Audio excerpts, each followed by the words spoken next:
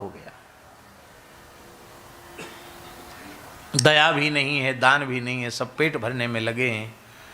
नारद जी कहते हम में बहुत घबराए। पुष्कर, प्रयाग, काशी, गोदावरी, हरिक्षेत्र, कुरुक्षेत्र, ये हरिक्षेत्र हरिद्वार का क्षेत्र, कुरुक्षेत्र, श्रीरंगम, सेतु बंधन, सब जगह गए, लेकिन सर्वत्र हमको अधर्म का प्रचंड प्रभाव दिखाई पड़ा। और अंत में हम श्रीधाम वृंदावन आए, तो वृंदावन में हमको बड़ी शांति मिली।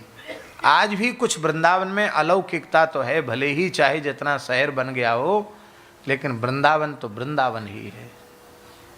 अद्भुत है वृंदावन, क्योंकि कलयुग की ही घटना है। नारद जी कहते वृंदावन में आने के बाद हमें शांति हुई, पर वृंदावन में एक विचित्र घटना हमने देखी। क्या? हमारे मोहल्ले में, हमारे जहाँ मलुक पीठ है ना, जिस मोहल्ले में ज्ञान गुदरी बंसीवट मोहल्ला, इन ज्ञान गुदरी मोहल्ले में बड़ी महत्वपूर्ण घटनाएं घटी हैं। महारास भी इसी मोहल्ले में हुआ, बंसीवट में महारास हुआ। शिवजी गोपी रूप में भी यहीं विराजे, और उद्धव गोपी संवाद भी ज्ञान गुदरी में यहीं हुआ। तुलसीदास जी को श्री कृष्ण का राम रूप में दर्शन भी इसी ज्ञान गुदरी में हुआ। कहाँ तक हैं, बहुत इतिहास की घटनाएं इससे जुड़ी हुई हैं। और नारद जी का और भक्ति का संवाद भी इसी ज्ञान गुदरी में हुआ। तो नारद जी विचरण करते हुए जैसे ही ज्ञान गुदरी पहुँचे, हमारे यहाँ वृंदावन में एक परंपरा है, किसी का भी शरीर पूरा हो जाए उसको ज्ञान गुदरी की परिक्रमा उसके शरीर से जरूर करवाते हैं। वृंदावन के किसी कोने में, अब तो लोग भूल भी गए हैं, लेकिन पुरानी परंपरा यही है कि जब उसका अंतिम संस्कार करने जमुना जी ले जाएंगे तो उसको ज्ञान गुदरी जरूर लाएंगे, मुर्दा को, और ज्ञान गुदरी की एक परिक्रमा कराएंगे और ज्ञान गुदरी में रख देंगे मुर्दा को। और फिर जितने लोग साथ जाते हैं वहाँ की थोड़ी थोड़ी मिट्टी उठाएंगे, रज उठाएंगे और मृतक के ऊपर डालेंगे। क्यों? बोले यहीं उद्धव जी ने गोपियों की चरण रज प्राप्त की है, यहीं नारद जी को भक्ति का दर्शन हुआ है, ज्ञान वैराग्य यहीं पड़े थे मूर्छित। तो अनेक कारणों से वो स्थल अत्यंत पवित्र है। और यमुना जी की बाढ़ आती है तो प्रायः जगन्नाथ घाट होकर के वो चली जाती, ज्ञान गुदरी में कम आती है बाढ़।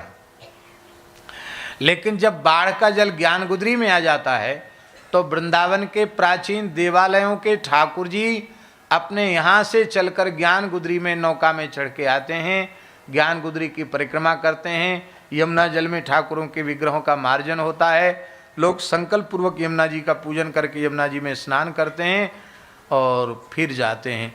हमको भी दो बार कम से कम ज्ञान गुदरी में यमुना जी के आने पर स्नान का सौभाग्य मिला है। क्यों? कहते भैया ये सबसे पवित्र स्थल है वृंदावन का, यहाँ जब यमुना जी आ गई तो सारे ब्रह्मांड के तीर्थ यहाँ आ जाते हैं यमुना जी के साथ। बड़ी महिमा है महाराज ज्ञान गुदरी की। इसी ज्ञान गुदरी में क्या देखा कि एक देवी दिव्य सिंहासन पर बैठी है और अनेक देवियां उसकी सेवा में उपस्थित हैं, दो वृद्ध सामने पड़े हुए हैं। तो पहले तो नारद जी ने सोचा वृंदावन धाम है, कोई कीर्तन आदि हो रहा होगा।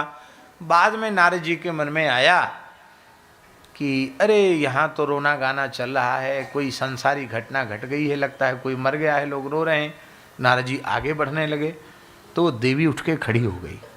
उसने कहा भो भो साधो क्षणम तिष्ठो मच्चिंताम अपि नाशय दर्शनम तब लोकस्य सर्वथाघहरम परम। उस देवी ने कहा कि हे महात्मन एक क्षण ठहर जाइए। नारद जी ठहर गए। किस लिए ठहर जाएं?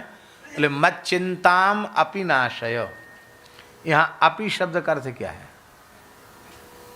अपि माने भी, मेरी भी चिंता को दूर कीजिए। इसका मतलब क्या है? इसका मतलब यही है, अपि का भाव ये है कि सबको निश्चिंत बनाने का ठेका भगवान ने संतों को दे रखा है। ये सबको चिंता शून्य बनाने के ठेकेदार हैं। तो भक्ति महारानी कह रही हैं सबको चिंता विमुक्त करने के ठेकेदार तो आप हो, और हमको चिंता से मुक्त किए बिना आप भागे जा रहे हो। कहाँ जा रहे हो? रुक जाइए, कि आप मेरी भी चिंता को दूर कीजिए। अरे जब सबकी चिंता को दूर करते हैं तो मेरी चिंता दूर क्यों नहीं करेंगे?